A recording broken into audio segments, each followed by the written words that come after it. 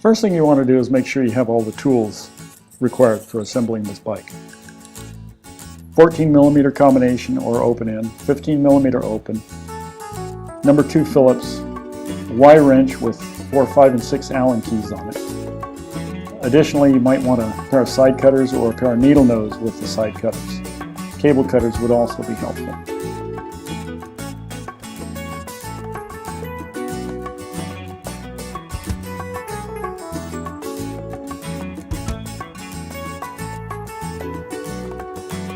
The first thing you want to do is take all of the components and bicycle parts out of the box, take all the packaging material off of them, and make sure you have everything that you need. The bike is about 80% assembled already, so it should be pretty easy.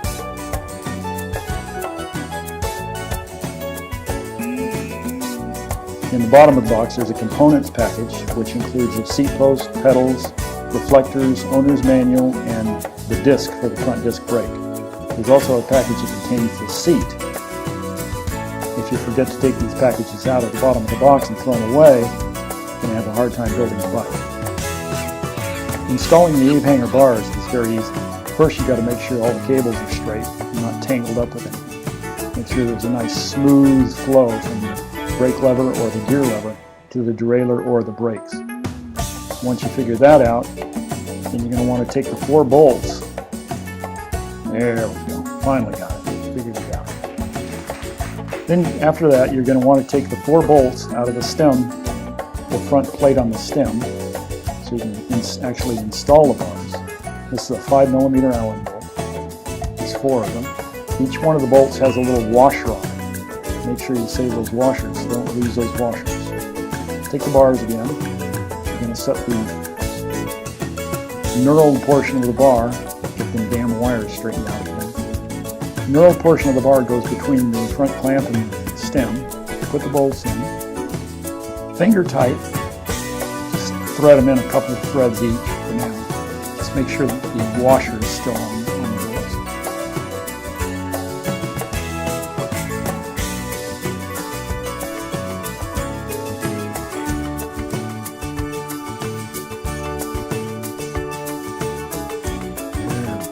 That washer came off, got to put it back on. Now once you've got them all started, go ahead and thread them down a little bit so that the bar is snug but not completely tight yet. Once you have it snug, then you're going to want to center it.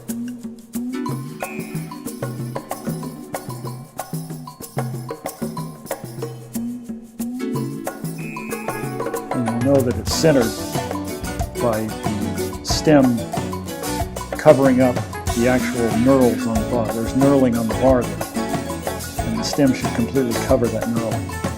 Then tighten it down, crank it down.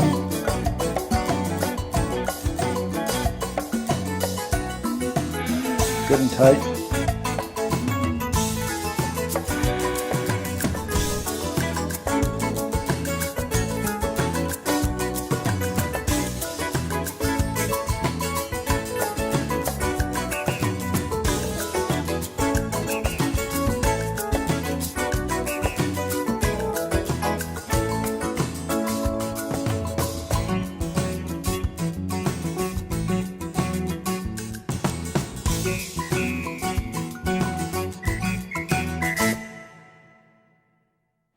Installing the front wheel first requires that you put the disc rotor on the front hub. This can be threaded on very easily by hand. There's an adapter on it, so you don't need to take the 6 bolts out. Just thread it on, tighten it up with your hands. You don't need a tool. The thing will be tightened up by the actual actuation of the brake when you're riding the bike. Every time you hit the brakes, it's going to get tight. Take the axle nuts off. Take the safety washer off of each side of the axle.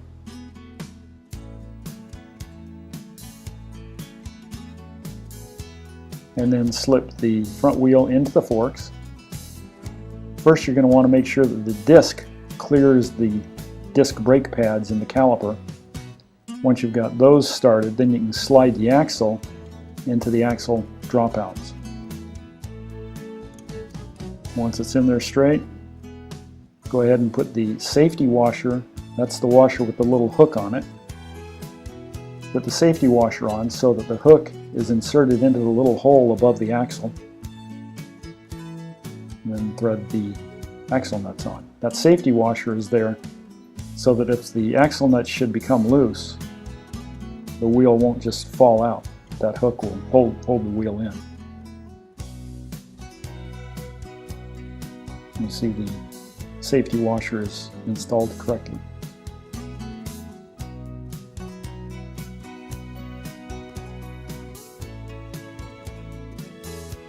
Give it a little twist with a wrench to get it good and tight. And you're all done.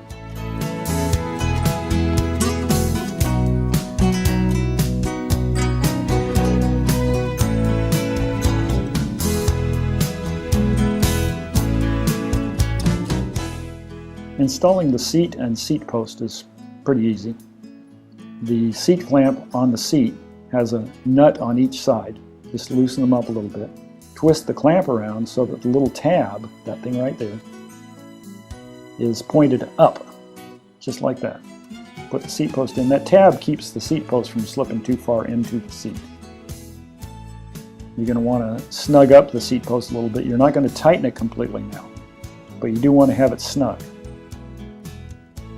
just so the seat post doesn't fall out of the seat while you're installing the seat post into the frame.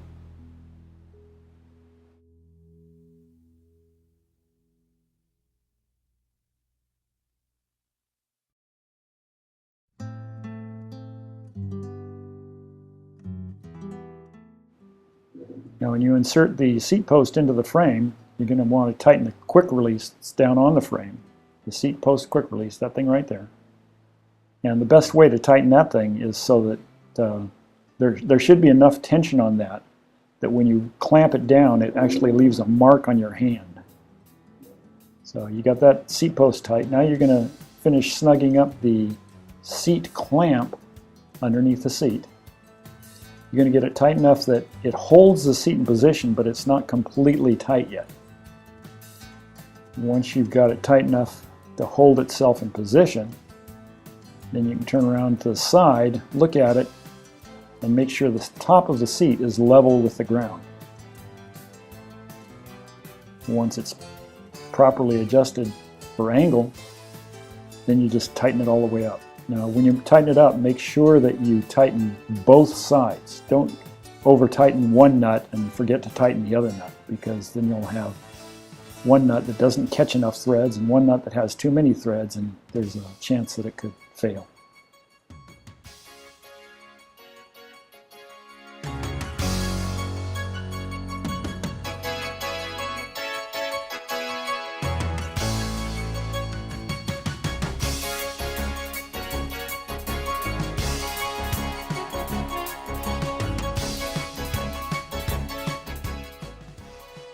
Next thing you're going to do is install the pedals. One important thing about pedals is there's a right and a left. Use a 15mm wrench, open-end wrench. Determine which is the right and which is the left. The left one has little serrations on it. There's also a little tag on it that says right and left. A little sticker. Figure out which one goes where and start threading it in. The left pedal is threaded left, counterclockwise. The right pedal is threaded normally, clockwise.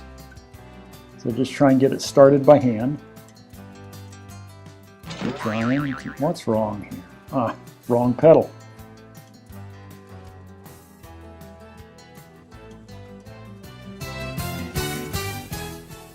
Now that's the right pedal. This is the right pedal. It threads in normal, clockwise, right-handed direction, just like any other nut and bolt on the bike. Right-hand thread. Thread it in as far as you can by hand, and then use a wrench to tighten it up. When you get it snug, or when the threads bottom out, you just give it a little extra oomph to make sure it's good and tight so that it doesn't unthread. Bang, bang.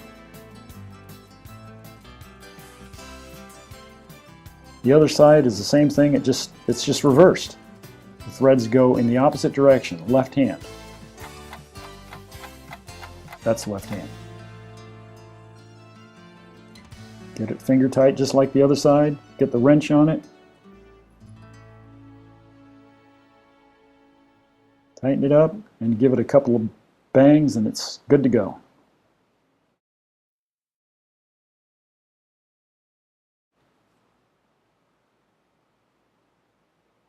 Bang.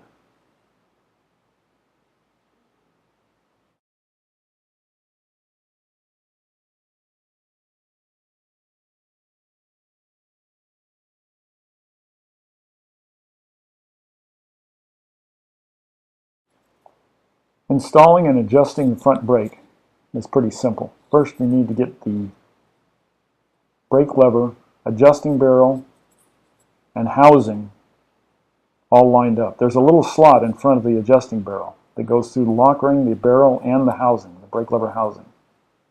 Get those three things all lined up and you'll be able to install the cable without having to take the cable out of the housing. Get them all lined up like that. And they'll probably slip while you're trying to put it in, so don't worry about it. Just keep playing with it.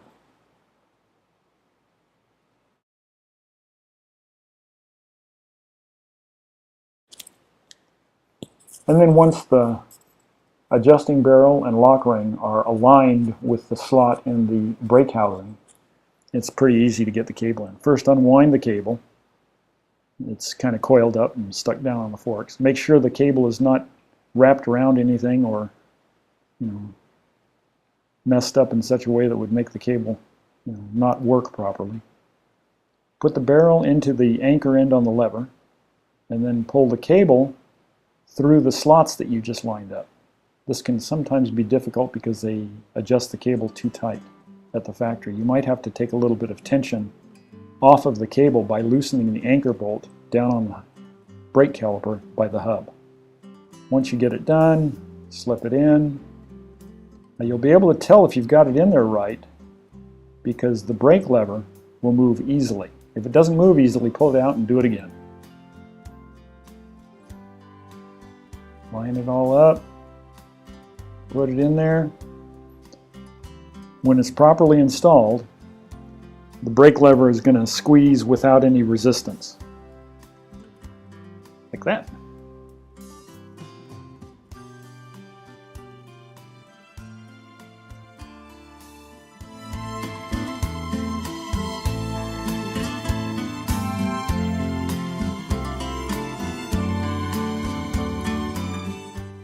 Now you need to adjust the front brakes. With a 5mm Allen wrench, loosen the anchor bolt down on the caliper.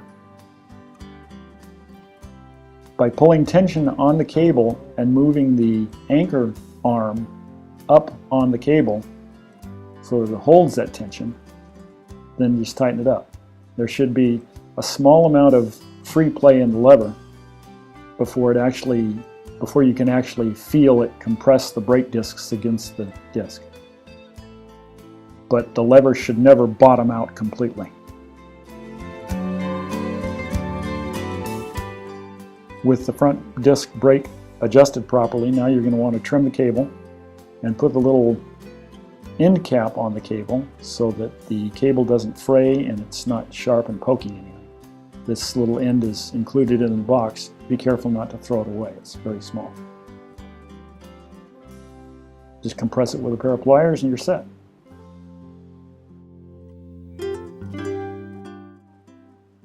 There are two 5mm Allen bolts with springs on them down on the brake caliper. These are designed to adjust in and out on the brake caliper. This centers the brake caliper on the disc so it doesn't rub on the inside or outside. You may have to play with that a few times to get it right. But ideally the wheel should spin fairly freely, but there's always going to be some small amount of drag on the wheel when it spins.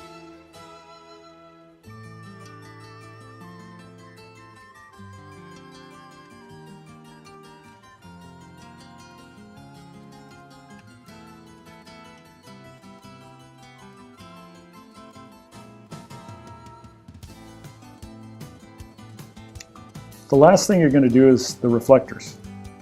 The reflectors are pretty easy. It's just a simple plastic clamp with a Phillips screw and a nut. Loosen the screw up, make sure you hold the nut inside so that the nut doesn't pop out and you lose it. Just loosen the screw so you can open the clamp. You see I'm holding the nut in the clamp with my left index finger. Wrap it around. Snug up the screw. Now I'm just snugging it up now, just getting it 95% tight, and then twisting it around to the back where it's supposed to point. It's just more convenient to do it from the side like this than it is with it in its final position. Then I put it into its final position, and then I tighten it up. When it's tight, you want to make sure that the reflector is 90 degrees to the ground and pointing to the rear for the red reflector.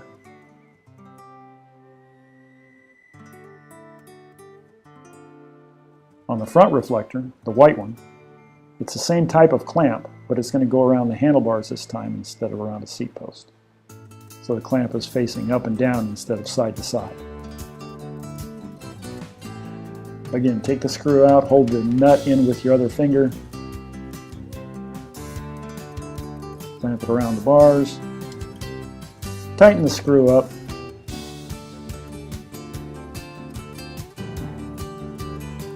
and then again you want to make sure that the reflector is 90 degrees to the ground and facing forward.